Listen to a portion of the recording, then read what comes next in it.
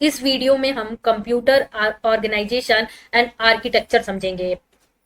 Computer science में digital electronics के बाद सीओई ही एक ऐसा सब्जेक्ट है जिसमें हम कंप्यूटर के हार्डवेयर के बारे में समझते हैं कि कंप्यूटर का हार्डवेयर कैसे वर्क करता है, उसके अंदर के पार्ट के बारे में हम समझेंगे। आपके सेमेस्टर के सिलेबस में फर्स्ट यूनिट में इतने सारे टॉपिक हैं, इनको हम धीरे धीरे समझेंगे कि ये कैसे वर्क करते हैं, आपके एग्जाम में कौन से टॉपिक इंपॉर्टेंट हैं। फर्स्ट टॉपिक है आपका functional unit of a digital system. ये 2 मार्क्स में आता है। बस बहुत ही इंपॉर्टेंट है। बस का आर्किटेक्चर, टाइप ऑफ बसेस आता है, बस आर्बिट्रेशन, रजिस्टर, ये भी बहुत इंपॉर्टेंट है, 2 मार्क्स में भी आता है और इसका फुल चार्ट भी आता है। बस एंड मेमोरी ट्रांसफर आता है कि बस और बस के थ्रू डेटा कैसे ट्रांसफर होता है, processor organization, general register organization, stack organization और एड्रेसिंग मोड। एड्रेसिंग मोड आपके सेमेस्टर में ST1 ST2 PUT सब में 7 मार्क्स का क्वेश्चन आता है। ये बहुत ही इंपॉर्टेंट है। अब हम देखेंगे कंप्यूटर। कंप्यूटर के 2 टाइप हैं, फिक्स्ड प्रोग्राम कंप्यूटर और डेडिकेटेड डिवाइस। और सेकंड क्या है हमारा, स्टोर्ड प्रोग्राम कंप्यूटर और general purpose computer. Fixed program computer क्या होते हैं? Their function is a very specific and they couldn't B reprogram. Means क्या है कि यानी कि जो हमारे फिक्स्ड प्रोग्राम कंप्यूटर होते हैं वो एक स्पेसिफिक टास्क ही कर सकते हैं। जैसे ये हमारा कैलकुलेटर है, ये केवल कैलकुलेट करने के लिए यूज होगा। ये थर्मामीटर है, एक स्पेसिफिक काम के लिए यूज हो रहा है। रेडियो एक स्पेसिफिक काम के लिए यूज होता है, यानी कि ये फिक्स्ड प्रोग्राम कंप्यूटर है। उसके बाद अब हम देखते हैं स्टोर्ड प्रोग्राम कंप्यूटर। इसको हम क्या कहते हैं, जनरल पर्पस कंप्यूटर। जैसे हमारा फोन हो गया, लैपटॉप हो गया, कंप्यूटर हो गया, ये क्या है, जनरल पर्पस कंप्यूटर। इसके थ्रू हम क्या कर सकते हैं, बहुत सारे वर्क कर सकते हैं। Modern computer are based on the stored program concept introduced by John von Neumann. अब हम समझते हैं जनरल पर्पस कंप्यूटर में क्या क्या होता है। हम इनपुट देते हैं कि हमें क्या करना है और यहां से हमारा क्या होता है, आउटपुट जनरेट होता है। जनरल पर्पस कंप्यूटर में 2 पार्ट होते हैं, एक सीपीयू होता है और मेन मेमोरी। पहले से हम कुछ चीजें स्टोर करके रखते हैं और रन टाइम पे बताते हैं कि हमें क्या वर्क करना है। सीपीयू के अंदर क्या होता है, कंट्रोल यूनिट। कंट्रोल यूनिट क्या होता है, ये सीपीयू का क्या होता है, माइंड होता है।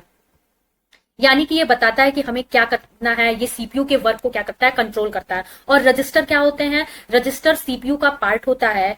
ये एक टाइप का स्पेशल मेमोरी होता है। आप में 2 नंबर में आएगा what is a resistor. Register क्या होता है, सीपीयू का पार्ट होता है और स्पेशल टाइप का क्या होता है, मेमोरी होता है, बहुत ही फास्टर मेमोरी होता है। कॉम्बिनेशनल लॉजिक क्या होता है, एएलयू की तरह। ये एएलयू है, ये क्या करता है, अर्थमेटिक ऑपरेशन को परफॉर्म करता है। जैसे प्लस माइनस जो भी सीपीयू में आएंगे उनको ये परफॉर्म करता है। ये हमारे स्टोर्ड प्रोग्राम, जनरल पर्पस और फिक्स्ड कंप्यूटर है। इसको धीरे धीरे आपको समझना है, तब जाके आप आगे के टॉपिक समझ पाएंगे। अब हम समझते हैं, क्या समझ रहे थे हम, कंट्रोल यूनिट, रजिस्टर और एएलयू।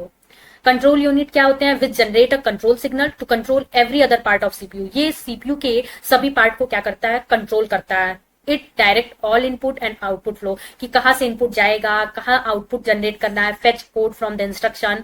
और रजिस्टर क्या होते हैं, few important register are in, यानी कि रजिस्टर क्या होते हैं, ये एक सीपीयू का पार्ट है और ये बहुत ही फास्टर होता है। ये मेमोरी को यानी कि डेटा को स्टोर करने के लिए यूज होता है। बहुत सारे स्पेशल टाइप के रजिस्टर भी हैं, जैसे एक program counter, instruction register. Program counter क्या होता है, हम जो भी इंस्ट्रक्शन रन कर रहे हैं उसके बाद का जो भी इंस्ट्रक्शन हमें क्या करना है, रन करना है, उसका एड्रेस स्टोर करता है। प्रोग्राम काउंटर क्या करता है, हम मान लीजिए कोई करंट इंस्ट्रक्शन को भी रन कर रहे हैं, अब उसके आगे कौन सा इंस्ट्रक्शन रन करेगा उसका भी तो कहीं एड्रेस होगा, तो कौन सा रजिस्टर स्टोर करेगा, प्रोग्राम काउंटर में, which contain the address of next instruction. ये 2 नंबर में आता है कि प्रोग्राम काउंटर क्या होता है। उसके बाद इंस्ट्रक्शन रजिस्टर क्या होता है, जो भी इंस्ट्रक्शन रन टाइम पे रन हो रही है उसका क्या करेगा, एड्रेस, करंट रजिस्टर क्या करेगा, कंटेन करेगा, एड्रेस कंटेन करता है। एएलयू क्या होता है, ALU is a complex combination of circuit which can perform. ALU क्या करता है, अर्थमेटिक ऑपरेशन को रन करता है। ये सब बहुत बेसिक चीजें हैं। अब हमें क्या, ये हमारी मेमोरी है, ये एएलयू है, ये रजिस्टर है। अब हमें समझना है कि बस क्या होती है। मेन हमारा टॉपिक क्या है, बस। अब हम कंप्यूटर ऑर्गेनाइजेशन के जनरल फ्लो को समझते हैं कि हम ऑपरेशन को कैसे परफॉर्म करते हैं। ऐसा नहीं होता कि हम जैसे कि हमें a प्लस बी को क्या करना है, ऐड करना है, तो हम डायरेक्टली a को ले आए और b को और ऐड करके c में स्टोर कर ले। हम सबसे पहले क्या करते हैं, जैसे a प्लस बी है तो a का जो डेटा है उसको हम क्या करते हैं, सबसे पहले R1 में क्या करते हैं, स्टोर करते हैं। मेमोरी ऑफ a में जो भी डेटा है उसको हम क्या करते हैं, R1 में क्या करते हैं, स्टोर करते हैं। फिर उसके बाद क्या करते हैं, b का डेटा करना है तो मेमोरी ऑफ b का जो डेटा है उसको रजिस्टर R2 में पहले क्या करते हैं, लोड करते हैं। फिर उसके बाद R1 और R2 को परफॉर्म करते हैं अर्थमेटिक ऑपरेशन। फिर उसके बाद R1 में हम इसको स्टोर कर देते हैं। फिर क्या करते हैं, रजिस्टर से डेटा क्या करते हैं, मेमोरी में ट्रांसफर करते हैं। यानी कि जो भी डेटा R1 में स्टोर है उसको क्या करेंगे, कहाँ में करना है, मेमोरी ऑफ C में। ऐसे क्या होता है, हमारा ऑपरेशन परफॉर्म होता है। ये फ्लो डेटा हमें समझ में आना चाहिए क्योंकि स्टैक और बहुत सारे ऑपरेशन हमें ऐसे करके दिखाने होंगे कि कैसे डेटा स्टोर हो रहा है रजिस्टर में, रजिस्टर से डेटा मेमोरी में कैसे आ रहा है। ये फ्लो हमें धीरे धीरे समझना होगा। आप पे एक छोटा टॉपिक है functional unit of digital system. ये क्या है और देयर कंपोनेंट। तो फंक्शनल यूनिट आप बहुत टाइम से पढ़ते आ रहे हैं, वही है। एक बार मैं आपको दिखा देती हूँ कि क्या इसमें लिख के आना है। Functional unit of a computers में क्या है, input, output, memory, arithmetic, ALU और कंट्रोल यूनिट और प्रोसेसर। कंप्यूटर की डिफिनीशन आप यहाँ से लिख सकते हैं। इनपुट क्या होता है, स्टोरेज क्या होता है, प्रोसेसिंग क्या होता है, आउटपुट क्या होता है, कंट्रोल यूनिट क्या होता है, सीपीयू क्या होता है और एएलयू क्या होता है। ये है फंक्शनल यूनिट। ये 2 नंबर में आता है, आप इसको पढ़ के आराम से लिख सकते हैं। और बहुत सारे सीपीयू, एएलयू और कंट्रोल यूनिट आगे मैंने बता दिया। इसके बाद मेन क्या आता है, ये 7 मार्क्स में क्वेश्चन आता है। बस, बस क्या होता है, ये नॉर्मल बस नहीं है जिससे आप ट्रेवल करते हैं, ये कंप्यूटर बस की बात हो रही है कि बस क्या है। A collection of wire through which data is transmitted. बस का मतलब क्या है, जिसके थ्रू हम डेटा को ट्रांसफर करते हैं कंप्यूटर में, उसे हम क्या कहते हैं, बस। डिफिनीशन क्या है, a collection of wires through which data is transmitted from one part two another part of computer. It connect all internal component. बस के थ्रू ही सीपीयू और मेन मेमोरी के सारे कंपोनेंट एक दूसरे से क्या होते हैं, कनेक्टेड होते हैं। यानी बस का मेन मतलब क्या है कि बस क्या है, कलेक्शन ऑफ वायर होता है जिसके थ्रू हम क्या करते हैं, कंप्यूटर के पार्ट को कनेक्ट करते हैं और डेटा को क्या करते हैं, ट्रांसफर करते हैं। ये कनेक्ट करता है internal component of the CPU and main memory. बस आर डिवाइडेड और the basis of various method. बस क्या होती हैं, बस कितने टाइप के होते हैं वो हम समझते हैं। सिस्टम बस, सिस्टम बस क्या होता है और कितने टाइप का होता है। बस क्या होता है हमारा कि हम बस के थ्रू क्या करते हैं, डेटा को ट्रांसफर करते हैं। बस 3 टाइप के हैं, डेटा बस, एड्रेस बस और कंट्रोल बस। अब हम इसको समझते हैं कि डेटा हमारा कैसे ट्रांसफर होता है। एड्रेस बस, कंट्रोल बस और डेटा बस। आपको जब भी बस आएगा, बस की डिफिनीशन लिखना है और ये डायग्राम बना कर आना है। ये बुक का डायग्राम है। ये हमारा प्रोसेसर है, सीपीयू है, और ये डेटा बस, एड्रेस बस और कंट्रोल। ये 1 लाइन दिख रही है पर ये 1 लाइन नहीं है। डेटा बस के अंदर ये कितने बिट की होती है, 16 बिट की होती है। एड्रेस बस के अंदर भी बहुत सारी लाइनें होती है, ये जितने बिट की होगी। और कंट्रोल बस पे। अब इसके बाद हमारा क्या है, ये हमारी डिवाइस है, कीबोर्ड और प्रिंटर, मैग्नेटिक, बहुत सारे। अब हमें क्या करना है, हमें सीपीयू से इनका कनेक्शन करना है। यानी कि सीपीयू से ये डायरेक्टली कैसे कनेक्ट करते हैं, इसके बीच में हमें देखना है कि बस के थ्रू ही डेटा ट्रांसफर होगा। कीबोर्ड सीपीयू से कैसे कांटेक्ट करेगा, कैसे बात करेगा, प्रिंटर कैसे बात करेगा, मैग्नेटिक डिस्क कैसे बात करेगा। और मैग्नेटिक तो हम क्या डायरेक्टली बात कर सकते हैं, नहीं। एक तो बस के थ्रू करते हैं और प्लस बीच में ये इंटरफेस क्यों लगा हुआ है। जैसे कि अगर हम इंडियन है और हमें जापान या कहीं अदर कंट्री में बात करना है, तो अगर हमें लैंग्वेज नहीं एक दूसरे की समझ में आती है तो इंटरप्रेटर का यूज करते हैं, मिडिल मैन, कि किसके थ्रू क्या करते हैं, वो लैंग्वेज कन्वर्ट करके जिस भाषा में, मिडिल मैन का यूज करते हैं, इंटरप्रेटर। उसी तरह जो कीबोर्ड है, इनपुट आउटपुट जो भी डिवाइस है, उनकी जो स्पीड होती है बहुत स्लो होती है, पर जो प्रोसेसर सीपीयू होता है उसकी स्पीड बहुत हाई होती है। उनकी प्रोग्रामिंग लैंग्वेज, कोडिंग क्या होती है, अलग अलग होती है। इसलिए समझने में और स्पीड मेंटेन करने में दिक्कत होती है। इसलिए इंटरफेस का यूज करते हैं ताकि इसकी स्पीड मैच करने के लिए। इसलिए हम क्या करते हैं, इंटरफेस का यूज कर रहे हैं। अब इसके बाद हमें समझना है कि बस का क्या रोल है। सबसे पहले बहुत सारे डिवाइस इससे कनेक्ट है बस के थ्रू। ये क्या है, हमारे बस के थ्रू। अब कैसे कॉन्टेक्ट करते हैं, अब हमें वो देखना है। सबसे पहले कीबोर्ड है, प्रिंटर, इन सब के क्या होंगे, कुछ एड्रेस कोड होंगे। जैसे इसका 01 फॉर एग्जांपल है, इसका 11, फिर उसके बाद है 10, फिर उसके बाद है 00। कुछ भी इसका क्या होगा, एड्रेस होगा। अब इसके बाद हमें क्या करना है, अब हमें ये बस के थ्रू अपने रिक्वेस्ट क्या कर रहे हैं, सीपीयू को भेज रहे हैं। ये देखिए इस लाइन के थ्रू कि हमें सीपीयू की नीड है, हमें प्रोसेसर की क्या है, नीड हो। सबको ऑपरेशन परफॉर्म करने के लिए सीपीयू की नीड होगी। फिर उसके बाद अब सीपीयू को किस एड्रेस को किसका काम करना है वो सीपीयू क्या करेगा, अपना चॉइस करेगा कि हमें मैग्नेटिक डिस्क का इस टाइम काम करना है कि प्रिंटर का काम करना है, किसका काम करना है। तो अगर उसने सेलेक्ट कर लिया मान लीजिए मैग्नेटिक डिस्क, तो इस एड्रेस बस पे क्या है, इसको इंडिकेट करेगा 10, यानी कि बाकी कीबोर्ड, प्रिंटर, इन सब का भी काम, इन सब का काम नहीं कर रहा है, यानी मैग्नेटिक डिस्क का भी काम कर रहा है, यानी इसको एक्सेस बस का मिला, यानी एड्रेस बस का एक्सेस किसको मिला, मैग्नेटिक डिस्क को। अब इसके बाद कंट्रोल बस का यूज आएगा। कंट्रोल बस क्या करेगा, कंट्रोल बस का यूज क्या होता है कि ये सीपीयू में कौन सा काम करना है, मैग्नेटिक डिस्क को राइट करना है, रीड करना है, कॉपी करना है, कौन सा ऑपरेशन परफॉर्म करना है। जो ऑपरेशन परफॉर्म करना होगा वो कंट्रोल बस क्या करेंगी, मैग्नेटिक डिस्क को बता देंगे कि हमें मैग्नेटिक डिस्क को जो भी ऑपरेशन परफॉर्म करना है वो क्या करेगा, कंट्रोल बस पे अपना भेज देगा कि हमें अभी क्या करना है, कौन सा ऑपरेशन परफॉर्म करना है, राइट ऑपरेशन परफॉर्म करना है, ये सीपीयू को जाकर बताएगा। और जो ऑपरेशन परफॉर्म करना है वो कंट्रोल बस के थ्रू हम ऑपरेशन परफॉर्म करेंगे, यानी कि हमें पता चल जाएगा कि अब हमें क्या करना है, कॉपी करना है, राइट करना है, रीड ऑपरेशन परफॉर्म करना है। उसके बाद डेटा बस, डेटा बस क्या करेगा, डेटा को ट्रांसफर करने के लिए यूज, यानी ये एक्चुअल ऑपरेशन को परफॉर्म करने के लिए यूज होता है। यानी हमें ये समझना है कि सबसे पहले एड्रेस बस में किस ऑपरेशन को परफॉर्म करना है, किस डिस्क को, किस इनपुट आउटपुट को एक्सेस देना है, एड्रेस बस चूज करेगी। कंट्रोल बस कि कौन सा ऑपरेशन परफॉर्म करना है, रीड राइट कौन सा, और डेटा बस क्या करता है, एक्चुअल डेटा को ट्रांसफर करता है। ऐसे हमारा क्या है, बस वर्क करता है। अब हम समझते हैं एड्रेस बस क्या है। It is use to identify the correct input output device, जो हमने समझा कि किस डिवाइस को सीपीयू वर्क करेगा, किस डिवाइस का एक्सेस सीपीयू को मिलेगा, among the number of input output device. So CPU put an address of the specific input, यानी कि सब में क्या होगा, एड्रेस होगा, address line. All device keep monitoring this address bus and decode it, और डिकोड करेगा कि किस इनपुट आउटपुट डिवाइस ने रिक्वेस्ट किया है। If it match then it activate control and data lines, यानी एड्रेस बस के थ्रू एक्सेस मिलेगा और फिर हम कंट्रोल लाइन और डेटा लाइन को एक्टिवेट करेंगे। अब इसके बाद कंट्रोल बस का क्या यूज है, after selecting a specific input output device CPU send a functional code on the control line, यानी कि कौन सा operation perform, the selected device read the functional code and execute. For example command, control command, status command, क्या करना है उसको। अब data bus क्या है, in the final step depending on the operation either CPU put data on the data line, या तो CPU data transfer करेगा या डिवाइस विल स्टोर, और डिवाइस क्या करेगा, डेटा को स्टोर करेगा। और डिवाइस क्या कर सकता है, दो ही काम होगा, या तो सीपीयू डेटा भेजेगा तो डिवाइस क्या करेगा, डेटा स्टोर करेगा, या device will put the data on the data line, तो सीपीयू इसको स्टोर करेगा। यानी कि सीपीयू या तो डेटा भेजेगा डिवाइस को तो डिवाइस डेटा को स्टोर करेगा। ऐसा भी हो सकता है डिवाइस कोई डेटा सीपीयू को भेज रहा है तो सीपीयू क्या करेगा, डेटा को स्टोर करेगा। यानी सबसे पहले बस में एड्रेस लाइन एक्टिवेट होती है, फिर कौन सी, कंट्रोल लाइन और डेटा बस। यही हमारे बस का आइडिया है कि बस कैसे वर्क करती है। इस वीडियो का नोट्स नोटलिया एजुकेशन प्लेटफॉर्म पर आपको मिल जाएगा, उसका लिंक वीडियो के नीचे होगा, जिससे आप जाकर नोट्स को डाउनलोड कर सकते हैं। अब इस यूनिट का हम सबसे इंपॉर्टेंट टॉपिक बस आर्बिट्रेशन समझेंगे कि बस आर्बिट्रेशन होता क्या है।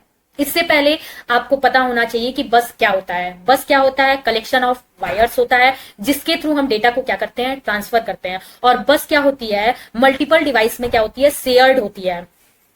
अब हम समझते हैं जैसे ये बस लाइन है और मल्टीपल डिवाइस क्या करेंगे, बस डेटा ट्रांसफर करने के लिए बस को एक साथ क्या करेंगे, रिक्वेस्ट भेजेंगे कि हमें बस का एक्सेस चाहिए और क्या करना है, हमें डेटा ट्रांसफर करना है।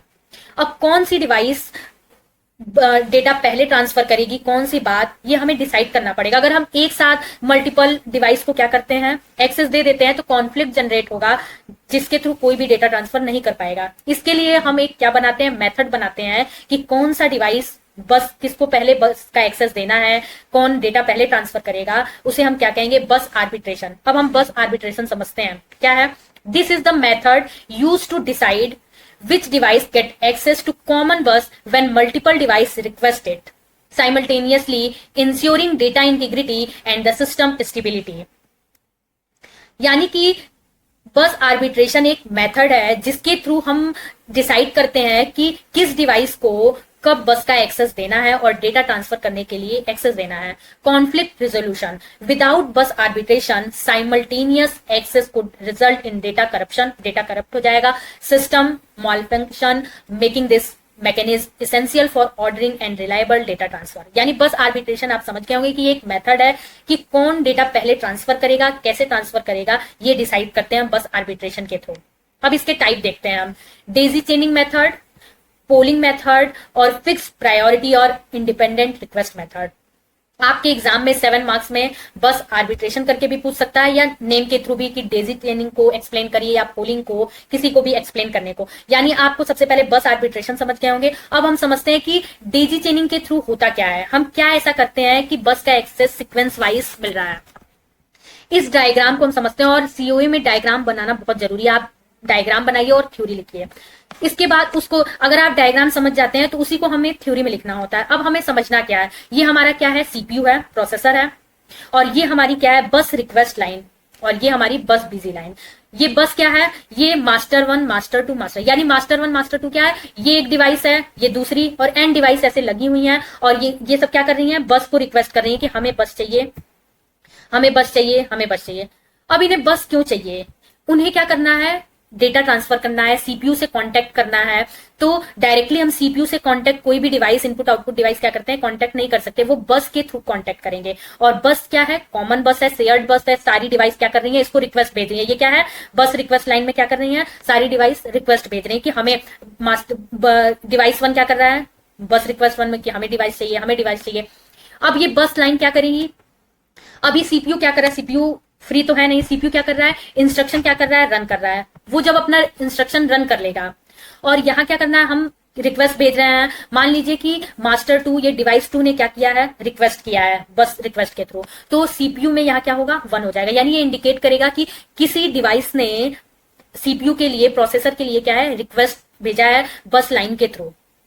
तो सीपीयू ये नहीं कि तुरंत अपना इंस्ट्रक्शन रोक के इनपुट आउटपुट ऑपरेशन परफॉर्म करने आएगा। सबसे पहले वो जो करंट इंस्ट्रक्शन रन कर रहा है उसको कंप्लीट करेगा। जब सेकंड इंस्ट्रक्शन में आएगा तो उससे पहले वो चेक करता है कि क्या कोई इनपुट आउटपुट ऑपरेशन के लिए रिक्वेस्ट आया है, हाँ देखेगा 1 इनपुट आउटपुट के लिए रिक्वेस्ट आया है। अब ये कैसे जानेगा कि मास्टर डिवाइस 1 ने रिक्वेस्ट किया है कि डिवाइस 2 ने, एन डिवाइसेस लगे, किस डिवाइस ने किया है, तो वो क्या करेगा, बस ग्रांट लाइन।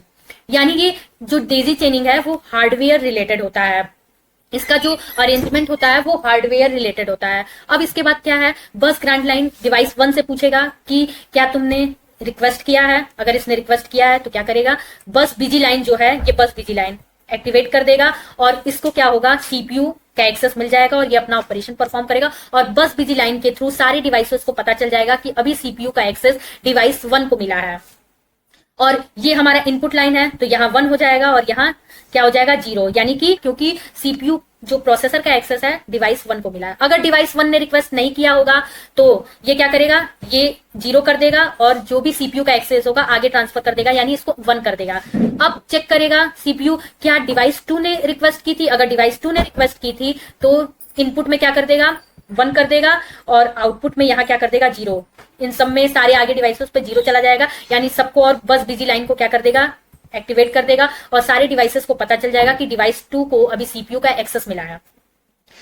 अब मान लीजिए कि अगर मान लीजिए कि मास्टर 1 मास्टर 2 इन किसी ने रिक्वेस्ट नहीं किया, मास्टर एन ने, यानी ये 100वां डिवाइस है, 100 नंबर पे लगा हुआ डिवाइस है जिसने रिक्वेस्ट किया है। अब वो इतना चेक करते आएगा, कब इसको एक्सेस मिलेगा, जब आगे 99 जितनी भी डिवाइस है किसी ने भी बस के लिए रिक्वेस्ट न की हो, तब क्या होगा, मास्टर एन को सीपीयू का एक्सेस मिलेगा, और वो क्या करेगा, बस बिजी लाइन को एक्टिवेट कर देगा। यानी मेन हमारा फंक्शन क्या है, डिवाइस क्या करेंगे, बस रिक्वेस्ट लाइन को रिक्वेस्ट देंगे, सीपीयू को बताएंगे, फिर बस ग्रांट लाइन के थ्रू वो ये हार्डवेयर में कि फर्स्ट सीक्वेंस में कौन लगा है उस हिसाब से एक्सेस मिलेगा, और ये चेक करेगा कि जिसने रिक्वेस्ट की होगी उसको एक्सेस दे देगा, और वो बस बिजी लाइन को क्या कर देगा, एक्टिवेट कर देगा, और बाकी सारी डिवाइसेस को पता चल जाएगा।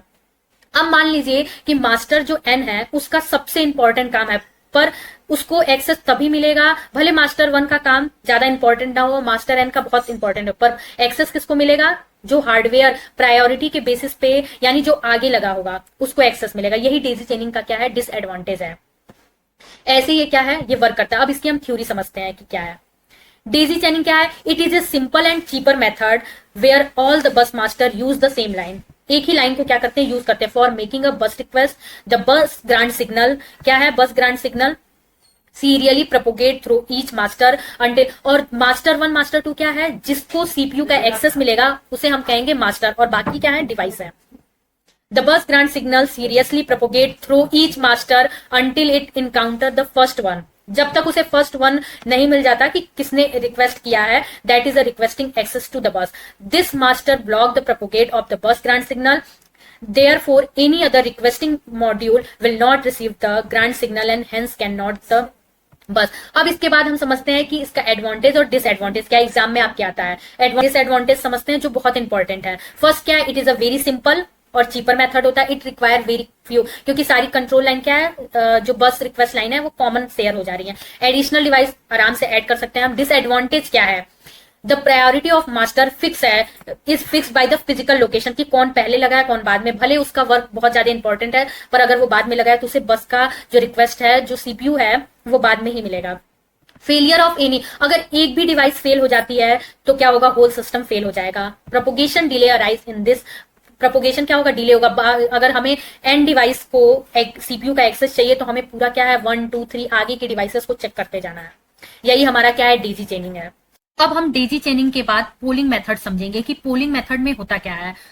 डेजी चेनिंग में क्या है, जो प्रायोरिटी होती है वो फिजिकल प्लेस के हिसाब से डिवाइस मतलब डिसाइड होती है कि किस हिसाब से डिवाइस की पोजीशनिंग है, उस हिसाब से प्रायोरिटी डिसाइड होगी। पोलिंग मेथड में क्या होता है, जो कंट्रोलर होता है वो डिसाइड करता है। आप कैसे डिसाइड करता है वो समझते हैं। इसमें एक पोलिंग लाइन है, बस रिक्वेस्ट लाइन है और बस बिजी लाइन है। इसमें बस रिक्वेस्ट लाइन का कोई इतना मतलब नहीं है। इसमें मेन समझना है कि डिवाइस 1 डिवाइस 2 इन सबको एक एड्रेस हम दे देंगे 01 10 अपने हिसाब से, और जो कंट्रोलर होगा वो क्या करेगा, अपने हिसाब से प्रायोरिटी जनरेट करेगा कि सबसे पहले सीपीयू इसको मिलेगा, फिर इसको, फिर इसको। यानी कि सबसे पहले मान लीजिए उसने प्रायोरिटी अपने मन से डिसाइड की कि पहले डिवाइस 3 को मिलेगी, फिर डिवाइस 2 को, फिर डिवाइस 1 को। अब वो क्या करेगा, कंट्रोलर जनरेट कर देगा एड्रेस की डिवाइस 3 डिवाइस 2 डिवाइस। अब वो जो डिवाइस है वो अपना एड्रेस क्या करेगा, रिकॉग्नाइज करेगा, अच्छा मुझे मिलने वाला है, और अपना क्या करेगा, बस बिजी लाइन को एक्टिवेट कर देगा। जब यूज हो जाएगा तो उसको डीएक्टिवेट कर देगा। यानी कि कंट्रोलर डिसाइड करेगा कि किसको हमें सीपीयू का एक्सेस देना है, और वो बस बिजी लाइन को क्या कर देगा, एक्सेस कर देगा। और प्रायोरिटी क्या होगी, कंट्रोलर हमेशा चेंज कर सकता है कि पहले नहीं हमें डिवाइस 1 डिवाइस 2 3 को देना है, इस हिसाब से सीक्वेंस बनाना है, या तो पहले डिवाइस 2 को देना है, फिर 3 को, फिर 1 को। ये कंट्रोलर पे डिपेंड करता है कि वो प्रायोरिटी कैसे सेट करेगा। इसमें हार्डवेयर का कोई रोल नहीं होगा कि उसकी स्पेस के हिसाब से उसका डिवाइस का क्या प्लेस है, प्लेस से कोई मतलब नहीं है। पोलिंग मेथड ये सिंपल इतना है। अब हमें समझना है, इसको पढ़ के समझते हैं कि in this method a controller generate a unique address for each master based on the priority. The number of address line correlates with the number of master in the system. फिर उसके बाद सीक्वेंस और activation क्या होता है, the controller cycle through the generate address generate करेगा when master recognise. Master जब देखेगा डिवाइस 3 अच्छा मेरी बारी है तो ठीक है कर देगा। अब इसके बाद क्या है, और जैसे ही एक्सेस मिल जाएगा तो बिजी लाइन को क्या कर देगा, एक्सेस दे देगा। Busy signal gains access to the bus for the data transfer. यही क्या है, पोलिंग मेथड है। अब हम इसका एडवांटेज समझते हैं कि एडवांटेज क्या है पोलिंग मेथड का। The priority can change by alternating the polling sequence method in the, यानी कंट्रोलर के अंडर है कि हमें प्रायोरिटी क्या रखना और आसानी से चेंज हो सकता है। और डेजी चेनिंग में क्या है, प्रायोरिटी चेंज नहीं कर सकते हैं हम, हार्डवेयर के हिसाब से ही होगा कि उस डिवाइस का प्लेस क्या है। If the one module fail entire system does not fail. ये क्या है, इसका एडवांटेज है। आर्बिट्रेशन मेथड में पहला हमने डेजी चेनिंग पढ़ा, उसमें जो प्रायोरिटी है वो किसके हिसाब से डिसाइड होती है, हार्डवेयर का प्लेस क्या है, डिवाइस का प्लेस क्या है। फिर उसके बाद हमने पोलिंग मेथड पढ़ा। पोलिंग मेथड में क्या है, कंट्रोलर डिवाइस डिसाइड करता है कि किसको हमें सीपीयू का एक्सेस देना है। इन दोनों का मिक्स पार्ट। अब थर्ड आएगा फिक्स्ड प्रायोरिटी और इंडिपेंडेंट रिक्वेस्ट मेथड। इन दोनों के कॉन्सेप्ट को मिक्स करके एडवांटेज और डिसएडवांटेज को देख करके इस मेथड को क्या है, इंट्रोड्यूस किया गया है। इन दोनों का मिक्स कॉन्सेप्ट होगा, जो उसका एडवांटेज होगा डेजी चेनिंग का वो लेकर, और जो पोलिंग का एडवांटेज, उन दोनों को मिलाकर इसको बनाया गया है। अब हम समझते हैं इस डायग्राम को। इसमें हम क्या करते हैं, ये हमारा सीपीयू है, ये मास्टर 1 मास्टर, यानी ये डिवाइस लगी है। जो डेजी चेनिंग में था उसमें क्या है, रिक्वेस्ट क्या था, कॉमन बस लाइन थी। इसमें क्या होता है, सेपरेट बस ग्रांड लाइन होगी और बस, यानी कि जो डिवाइस होगा वो अपना सारे डिवाइस डायरेक्टली सीपीयू को क्या करेंगे, रिक्वेस्ट भेजेंगे और डायरेक्टली क्या करेंगे, एक्सेस लेंगे। यानी डिवाइस 1 भी सीपीयू को बस रिक्वेस्ट 1 वो भी भेज रहा है, डिवाइस 2 भी भेजेगा, डिवाइस 3 भी भेजेगा।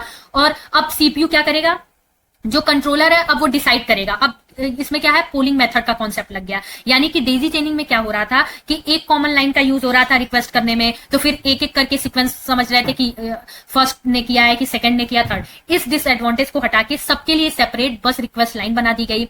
अब इसके बाद जो कंट्रोलर है, पोलिंग का एडवांटेज क्या लिया, कंट्रोलर अब डिसाइड करेगा किसको हमें प्रायोरिटी देनी है, किसको हमें सीपीयू का एक्सेस देना है। उसके लिए डायरेक्टली अब सीपीयू के पास सारे डिवाइस का क्या होगा, रिक्वेस्ट होगा। अब वो देखेगा कि प्रायोरिटी किसको देना है, 2 को देना है, n नंबर वाले को देना है, 15 नंबर वाले को देना है, किसको देना है। और जिसको बस का एक्सेस सीपीयू देना है, सीपीयू प्रोसेसर का एक्सेस देना है, डायरेक्ट क्या करेगा, बस ग्रांट लाइन को क्या करेगा, एक्टिवेट कर देगा। बस ग्रांट लाइन को क्या कर देगा, ये सेकंड, अगर सेकंड को देना है तो सेकंड को, थर्ड को देना है तो थर्ड को। और यहां क्या होती है, नीचे बस बिजी लाइन होती है।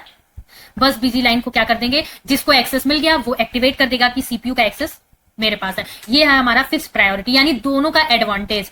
पर इसमें क्या होगा, एक्सपेंसिव होगा ये bus. In this each master has a separate pair of bus request and bus grant line and each pair has a priority assign to it. यानी दोनों के मिक्स कॉन्सेप्ट को यूज किया गया है। The built in priority decoder with in the controller select the highest priority. और जो controller है वो डिकोड करेगा कि किसकी हाईएस्ट प्रायोरिटी रिक्वेस्ट है, उसको क्या करेगा, बस ग्रांट लाइन के थ्रू सीपीयू का एक्सेस दे देगा। यही हमारा क्या है, फिक्स प्रायोरिटी। अब इसका एडवांटेज समझते हैं।